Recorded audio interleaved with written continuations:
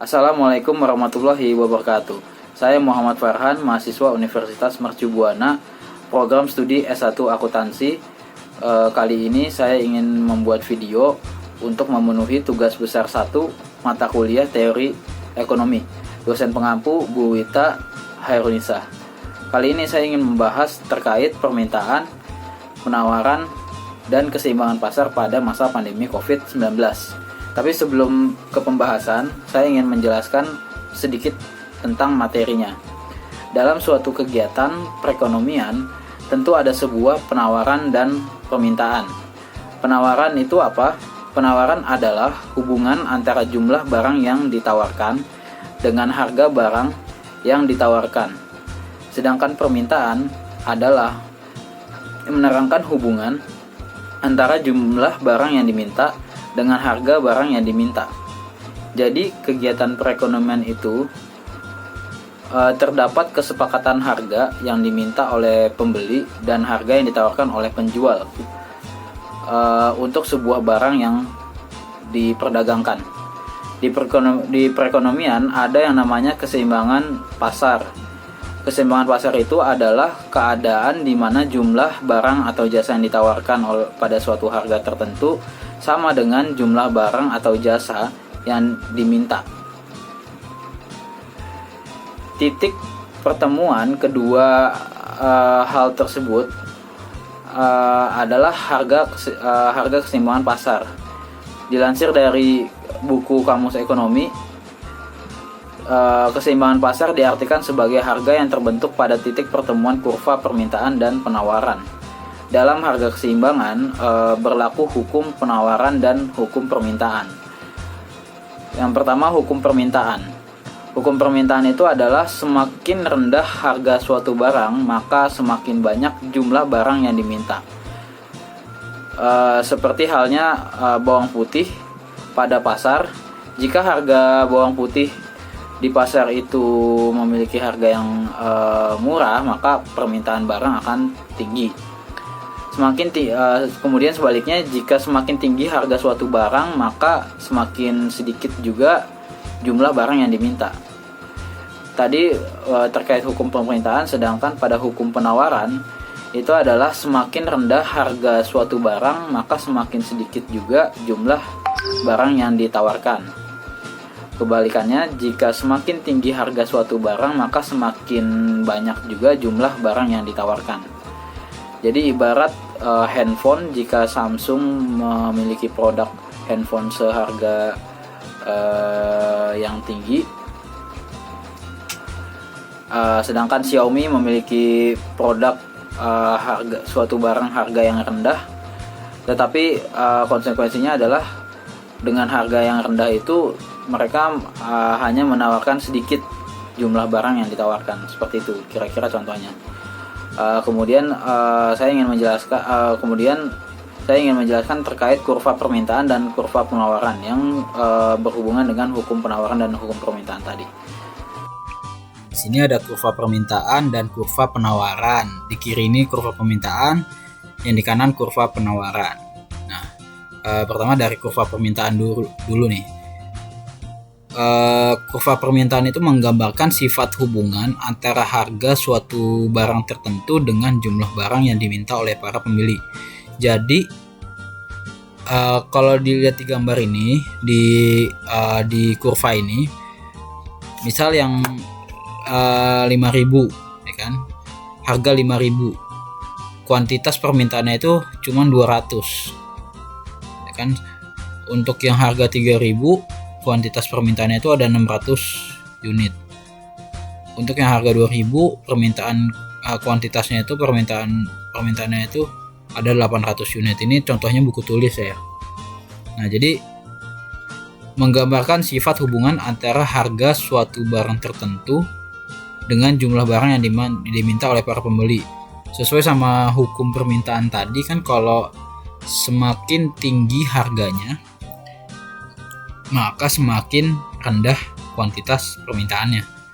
Kalau semakin rendah harganya, maka semakin tinggi juga kuantitas permintaannya. Itu permintaan ya.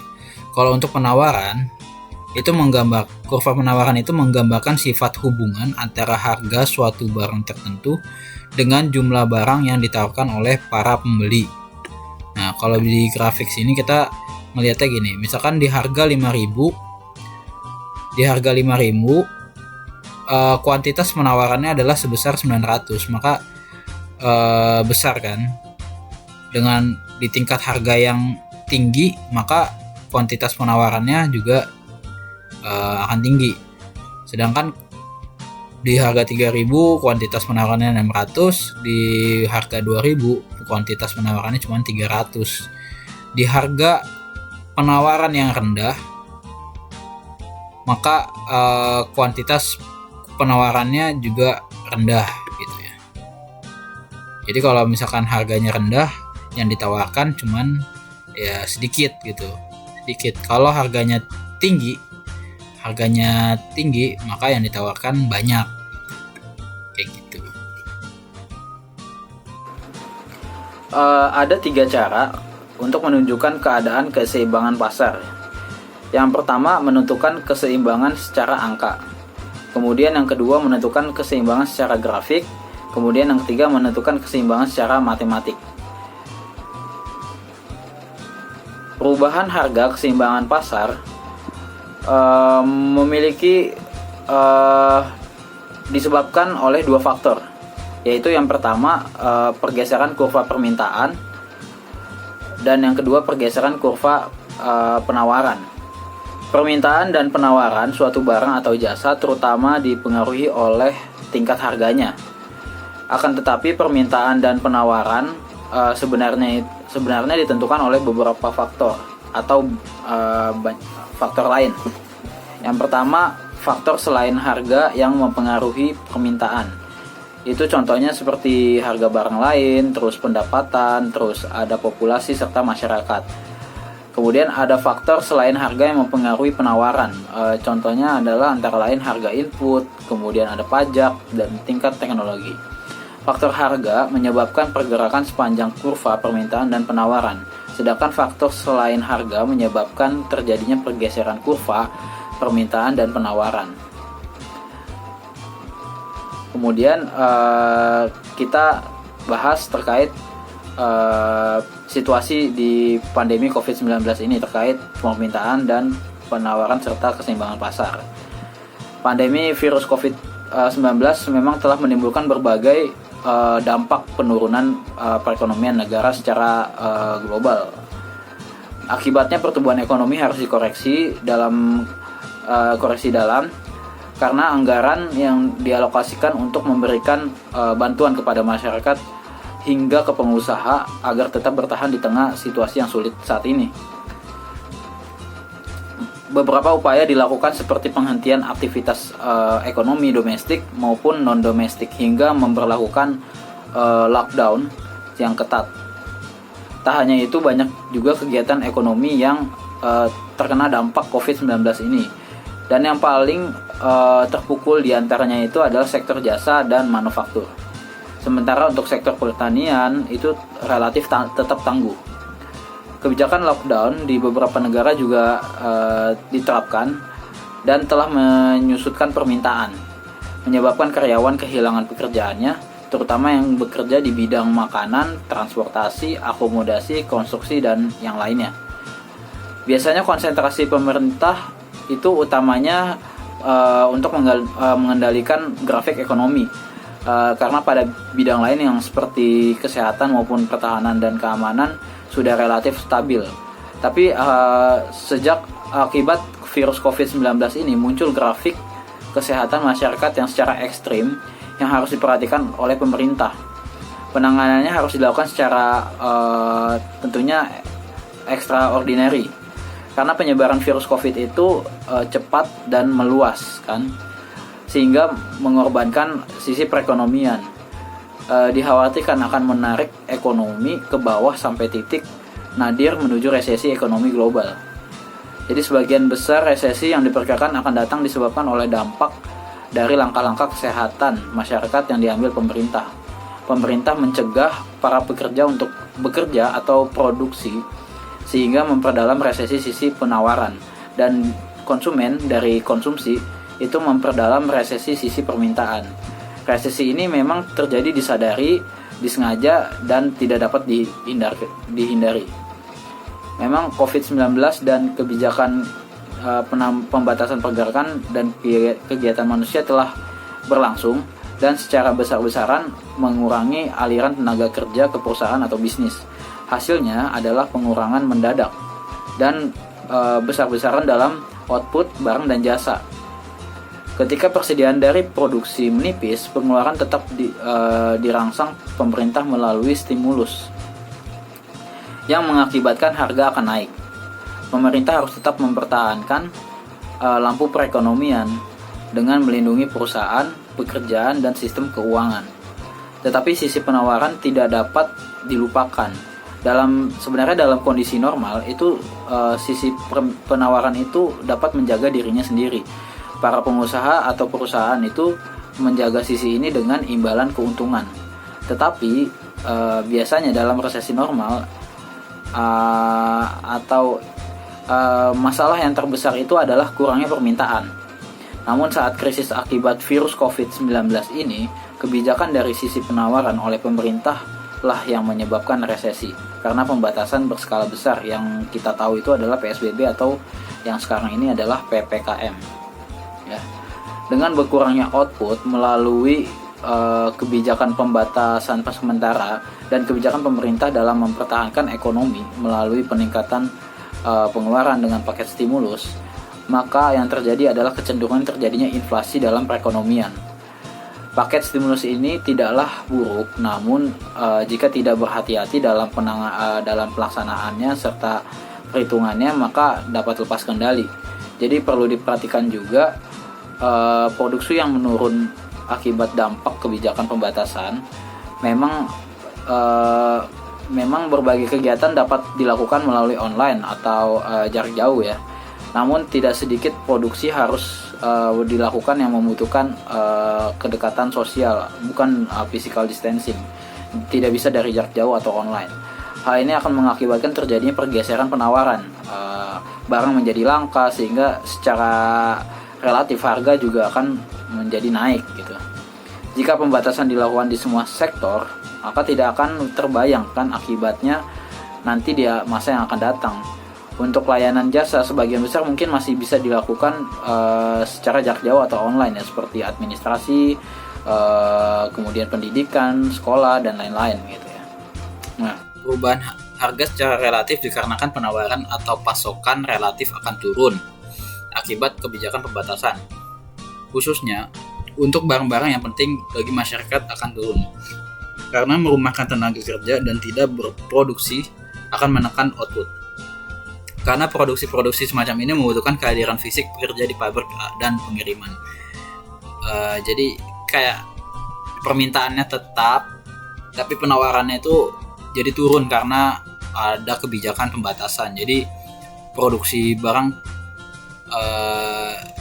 juga turun gitu ya, karena di stop pas ada kebijakan pembatasan itu. Nah, ini ada contohnya nih, dua contoh grafiknya. Kalau untuk yang di kanan ini dari internet, grafik saya dapat dari internet. Kalau untuk yang di kiri ini saya dapat dari modul. Sebenarnya hampir sama sebenarnya. Jadi kalau dilihat misalkan di sini itu dari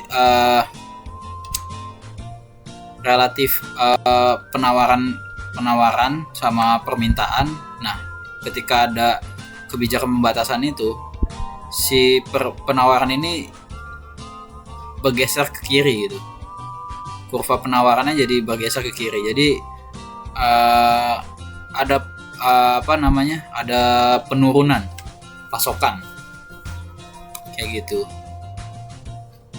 Nah, kemudian ini juga ada nih dua kurva juga. Ini sama. Kalau yang untuk kanan saya dapat dari internet, referensi internet. Kalau yang di kiri ini adalah modul kuliah. Nah, ini juga sebenarnya kalau dilihat hampir sama bentuknya. Jadi pas ada pembatasan sementara atau lockdown atau PSBB itu, masalah lain yang muncul terhadap barang-barang penting sebagai kebutuhan utama atau pokok bagi masyarakat ini adalah kenaikan permintaan akibat adanya ketakutan atau setidaknya kekhawatiran akan kelangkaan barang-barang penting tersebut. Misalnya, ya kalau yang kita tahu ini istilahnya panic buying ya, yang pada gilirannya akan menggeser kurva permintaan relatif keluar seperti yang ditunjukkan pada gambar. Harga untuk barang-barang penting akan meningkat karena permintaan yang lebih tinggi dengan ketersediaan yang lebih rendah. Jadi contohnya tuh kalau yang ini kasusnya tuh kayak masker awal-awal Covid. Awal-awal Covid orang pada panic buying beli masker banyak, terus masker jadi langka karena yang produksi juga sedikit. Jadi ketersediaan rendah, permintaan barang tinggi, jadi harga meningkat gitu atas barang tersebut. Terus kemarin juga sempat ada kayak kasus panic buying juga itu susu beruang ya. Orang pada beli susu beruang itu buat katanya lebih efektif menangkal COVID ya. Untuk daya tahan tubuh gitu. Padahal mah belum tentu gitu ya. Tapi orang udah pada panik buying karena apa? Karena kekhawatiran akan kelangkaan barang-barang itu. Kayak gitu. Nah, berikut ini sebenarnya saya mau kasih contoh dampak dari COVID-19 yang berimpact pada ekonomi ya. Mungkin yang pertama adalah ekonomi mikro dulu ya. Contohnya ini, di Tribun News itu pernah diberitakan bahwa Kemnaker menginfokan 29,4 juta pekerja terdampak pandemi COVID-19 di PHK hingga dirumahkan. Itu dari sisi ekonomi mikro. COVID-19 memberikan dampak seperti itu. Untuk ekonomi makro itu impactnya apa sih? Contohnya yaitu kebijakan pemerintah. Ya, pada sumber di internet di kompas.com itu pemerintah mengeluarkan 9 kebijakan ekonomi. Ya, contohnya itu kebijakan pemerintah dalam menangani COVID-19 ini adalah contohnya yang seperti kita udah tahu, misalkan subsidi gaji terhadap karyawan yang memiliki gaji di bawah UMR, atau yang kedua insentif pajak. Nah, insentif pajak ini ada yang insentif pajak PPh 21, PPh final, PPN, serta juga di sektor ekspor dan impor. Pemerintah juga memperlakukan kebijakan untuk stimulus gitu ya.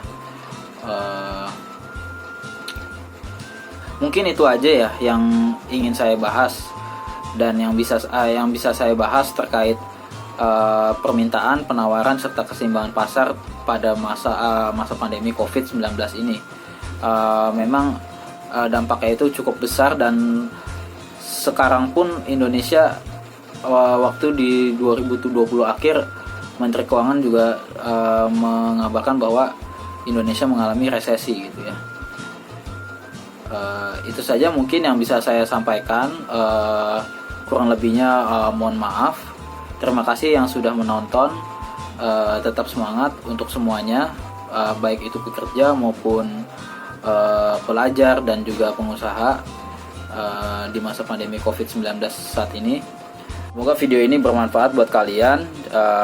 Jangan lupa di like, di komen, dan di subscribe. Terima kasih. Wassalamualaikum warahmatullahi wabarakatuh.